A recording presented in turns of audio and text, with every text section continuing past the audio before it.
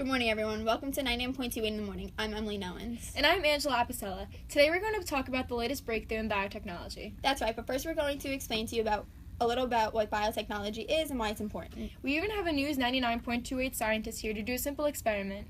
Discovering something new about a disease is a great first step. However, it's the first of many finding a cure. That is correct. Scientists must apply this discovery to developing a new treatment, as well as optimize this new treatment to best improve human health. This is a very specific process that requires painstakingly detailed work. They must maximize the new treatment's drug affinity to its molecular target. They must minimize the side effects. They must increase the efficiency of getting the drug delivered to the affected tissue, and they must alter the parakinetics, the branch of pharmacology concerned with the movement of drugs within the body and the drug to create workable dosage schedule. The field of biotechnology addresses these challenges and works to help improve and prolong the life of the sick. So in short, biotechnology is a field of biology that involves the use of living things in engineering, technology, and medicine. So we all know what mutations are, yes?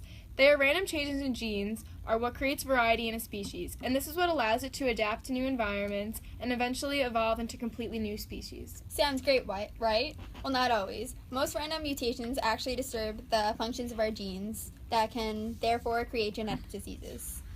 Thus, the great conflict of life, or one of them. We hate mutations for causing these diseases, but at the same time, we need mutations to adapt and survive, which is also known as evolution. Now we're going to shoot it over to our scientist, Kelly Agostini, to show you an experiment. I'm sure she will do a much better job at explaining than we ever could. Kelly, on to you. Thank you, Emily and Angela.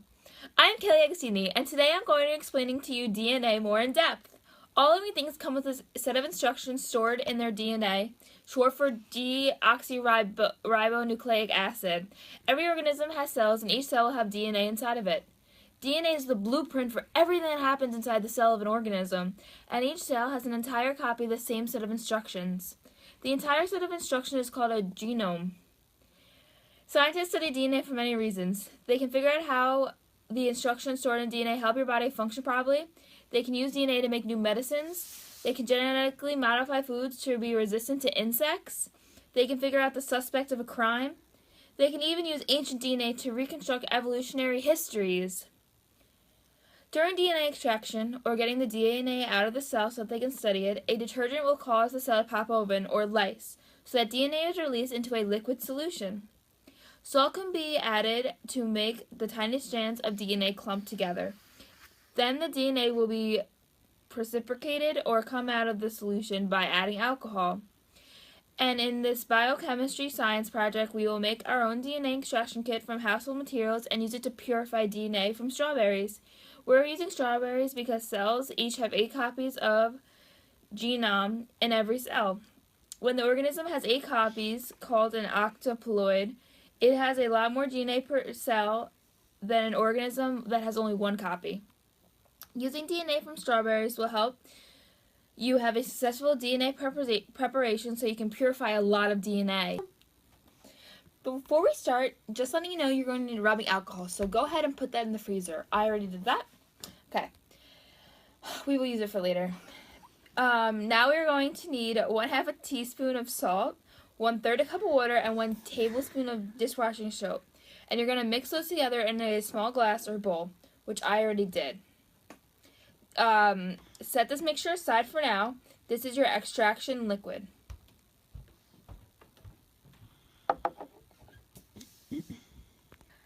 Now you're going to line a funnel with a cheesecloth, paper towel, or coffee filter. Because I have this around my house, I'm going to use a paper towel. You're going to put the funnel's tube into a small drinking glass after you line it. So line it, you're just going to go like that. Just basically stuff the thing in. And put it into a tall drinking glass. Remove the green stems from 3 strawberries.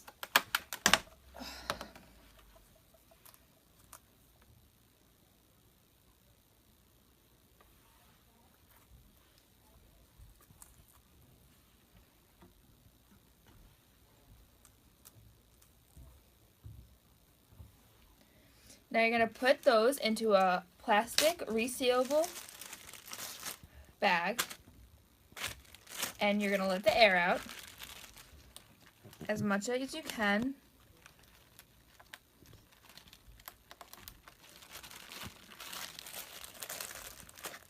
You're going to seal it up.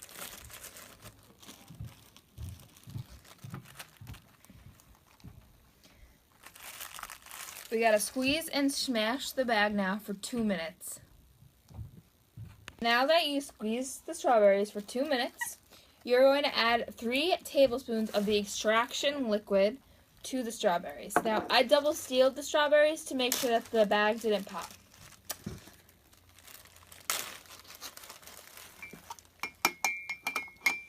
Oh, it smells bad. 3 tablespoons of the extraction liquid that you're going to mix together.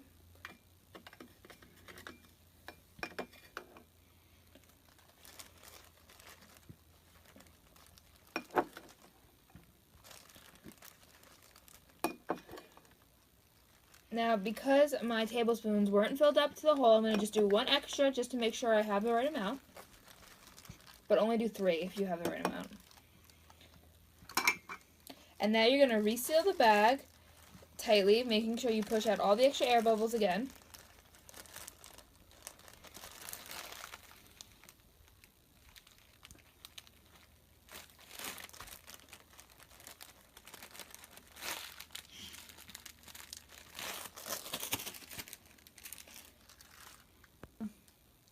The liquid detergent we added to our mixture will help the strawberry cells open, allowing the DNA to spill out.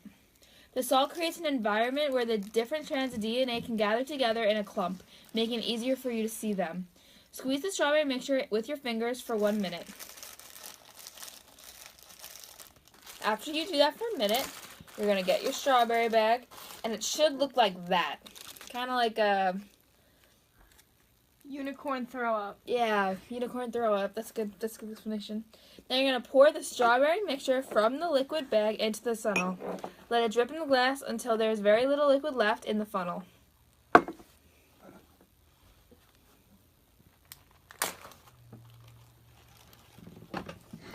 this smells terrible.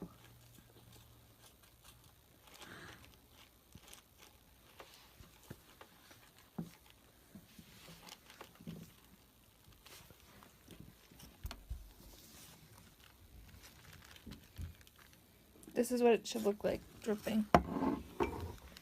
Oh.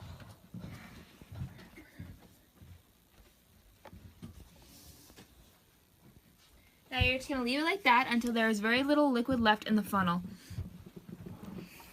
Okay, so basically I took off my filter and my strawberry juice. And you have to make sure that you didn't let any of the actual pulp get into the glass. If you did, then you're going to take a separate glass and you're going to have to re-filter it through, okay? But I didn't, so then you're going to take this and you're going to fill out 1/4 a cup of whatever you're filling up. I'm filling up a test tube, or a makeshift test tube. But say you're using this, you have to fill up 1/4 a cup of this, okay? Alright. Now you're going to need your rubbing alcohol from the freezer.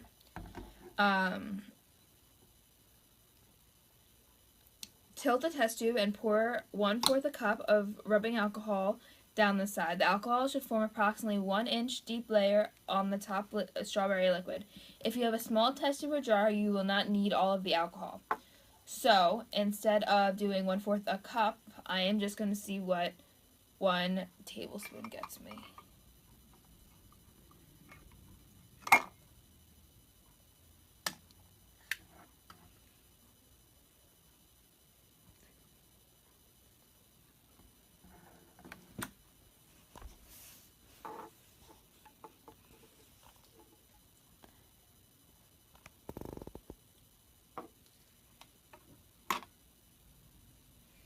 See how the liquid and the strawberry and the alcohol don't really mix?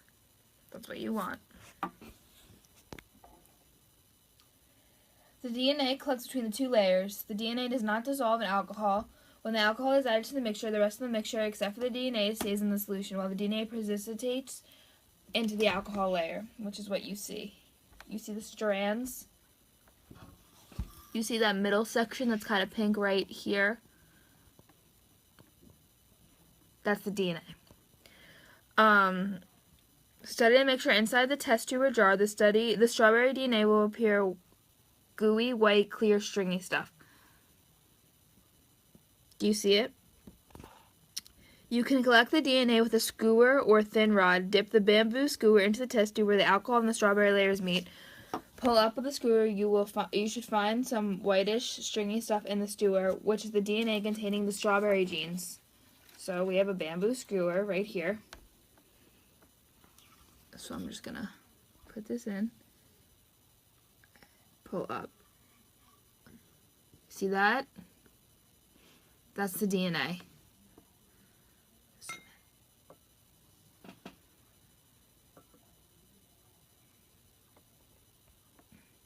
Okay? And that's all for today. Thanks for joining us. Emily, Angela, back to you. Thank you for that, Kelly. Now on to the newest discovery. It was discovered by scientist Barbara McClintock in 1984 that there is a code hidden within a part of our genome known as repetitive genetic elements. What's a genome? Genome is the complete set of our genetic material. Our cells, in order to build proteins that our bodies need, take instructions from our DNA and transcribing it into similar molecule called RNA. RNA is a messenger carrying instructions from DNA for controlling the synthesis of proteins. So basically, it is like the assistant of your boss. They carry your boss's instructions and demands so that you can carry out your duties. But in rare cases, instead of building a new protein, some RNA molecules convert back into DNA and insert themselves at new locations in our genome. Thus, the repetitive elements can continually create new copies of themselves. As a result, the human genome contains thousands of repetitive elements that are not present in any other species because they have copied of themselves since humans evolved. And as discovered by Barbara McClintock, these copies aren't useless. They can act as switches that switch genes on and off in maze. Now, when originally discovering these switches were thought to be useless. By turning that genes on and off, the repetitive elements can influence the characteristics by species evolve. They have been useful for biological innovations. Recently, it has been found that there is a code in the RNA that controls ALU elements hiding inside human genes. This code combines competing positive and negative molecular forces, like a yin and a yang in our cells. The positive forces allow the ALU cell elements to remain part of the RNA and resulting proteins. The negative forces oppose this and removes elements from the RNA. The two forces are tightly coupled in evolution, so that as soon as any mutation makes the yin stronger, the yang catches up and stops them. This allows the ALU elements to remain in a harmless state in our DNA over long evolutionary periods, during which they accumulate a lot of changes via mutations. Therefore, they become less harmful and gradually start escaping the repressive forces. Eventually, some of them take an important function and become indispensable pieces of human genes. The balance forces buy the time needed for mutations to make beneficial changes, rather than disruptive ones, to a species, and this is why evolution proceeds in such small steps. It only works if the two forces remain balanced by complementary mutations, a process which takes time. And important new molecular functions can emerge from randomness. These findings tell us that humans are not a fixed peak of evolution. Our genomes are like those of any other species, a fluid landscaping of DNA sequence that keep changing. This explains how our genome can host its ever-changing repetitive elements despite their potential and disturb of existing orders in our cells. Thanks for watching 99.28 today. Thanks for tuning in. Once again, I'm Angela Apicella. And I'm Emily Nowens. Have a good night. This is us signing off.